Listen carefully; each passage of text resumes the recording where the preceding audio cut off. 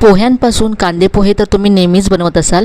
आज आपण पोह्यांपासून खूप वेगळा आणि मस्त असा नाश्ता बनवतो आहे। तर यासाठी इथे मी 1 वाटी पोहे घेतलेत। जाड किंवा पातळ कोणतेही पोहे घेतले तरी चालेल। पोह्यांमध्ये पाणी घालून पोहे 2 वेळा स्वच्छ धुवून घ्यायचेत।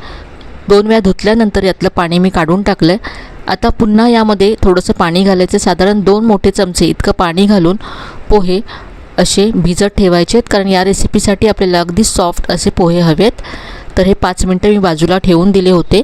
5 मिनटानंतर पहा पोहे अगदी सॉफ्ट झालेत। आता हे हाताने असे कुस्करून घ्यायचे आहेत, मळून घ्यायचे आहेत।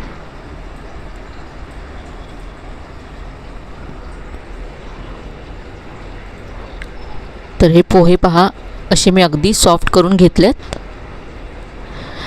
आता यामध्ये अर्धी वाटी गव्हाचं पीठ घालायचं आहे। यानंतर अर्धी वाटी बेसन घातलं आहे। बेसनामुळे चव खूप छान येते रेसिपीला। याशिवाय तुमच्याकडे दुसरं कुठलं पीठ असेल ते सुद्धा तुम्ही इथे घालू शकता। यामध्ये मी आता कांदा घातला, धने जिरे पूड घातली अर्धा चमचा। याऐवजी तुम्ही अख्खे धने आणि जिरं जाडसर वाटून इथे घातलं तरीसुद्धा खूप छान चव येते। यानंतर अर्धा चमचा ओवा मी हातावर कुस्करून यामध्ये घालते।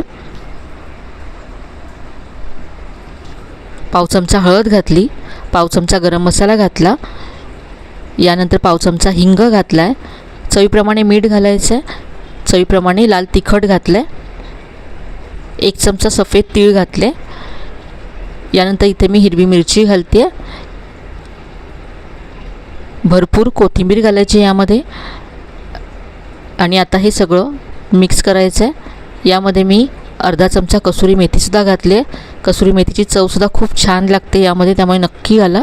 तर हे सगळं आता मिक्स करायचं आहे।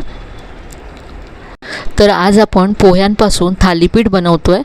खूप झटपट होणारी रेसिपी आहे आणि खूप मस्त होतात ही थालीपीठं, अगदी खुसखुशीत होतात।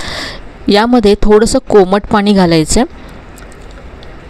कोमट पाणी घातल्यामुळे थालीपीठं कडकडीत न होता छान खुसखुशीत होतात। हाताला सहन होईल इतकं कोमट पाणी आहे हे। थोडं थोडं पाणी घालत थालीपीठाचं जसं पीठ असतं तसं सैलसर पीठ हे मी मळून घेतलं आहे। आता याचं आपण थालीपीठ थापूया। तर इथे मी एक ओलं कापड घेतलं आहे। हातालासुद्धा पाणी लावायचं आहे आणि पिठाचा एक गोळा घ्यायचा आहे आणि अगदी पातळ असं थालीपीठ थापायचं आहे। हाताला पाणी लावून अगदी पातळ थालीपीठ इथे मी थापून घेते।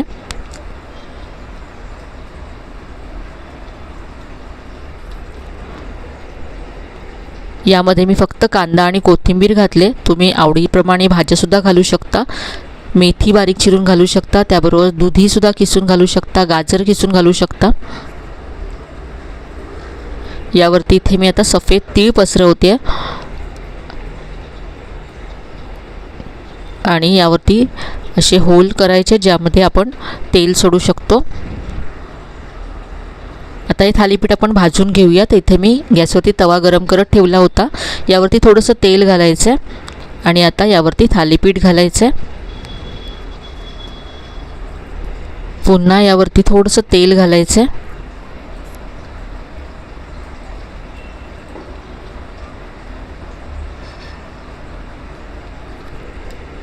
एका बाजूने भाजल्यानंतर हे आपण उलटून घेऊया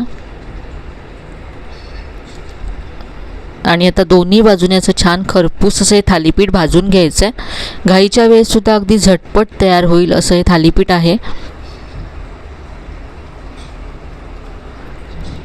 तर दुसऱ्या बाजूने सुद्धा हे भाजून झालं आहे।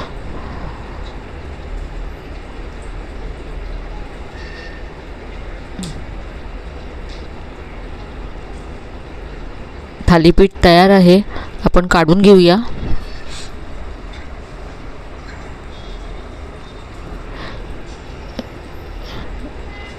तर हे अगदी खुसखुशीत असं थालीपीठ तुम्ही लोणच्याबरोबर, दह्याबरोबर किंवा टोमॅटो केचपबरोबर सुद्धा सर्व करू शकता। चवीला ही थालीपीठं खूपच मस्त लागतात, झटपट होतात आणि पौष्टिकसुद्धा आहेत।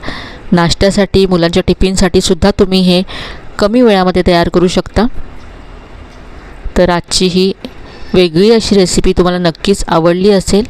तर इथे मी तुम्हाला पहा थालीपीठ तोडून दाखवते। अजिबात कडकडीत नाही आहे ती थालीपीठं, आणि थंड झाल्यानंतरसुद्धा ही अशीच खुसखुशीत राहतात.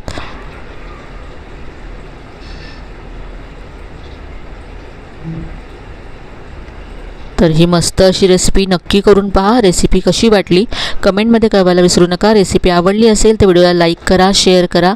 चॅनलला अजून सबस्क्राईब केलं नसेल तर नक्की सबस्क्राईब करा. चला तर मग पुन्हा भेटूया अशाच छान छान आणि नवीन नवीन रेसिपीसह. तोपर्यंत धन्यवाद.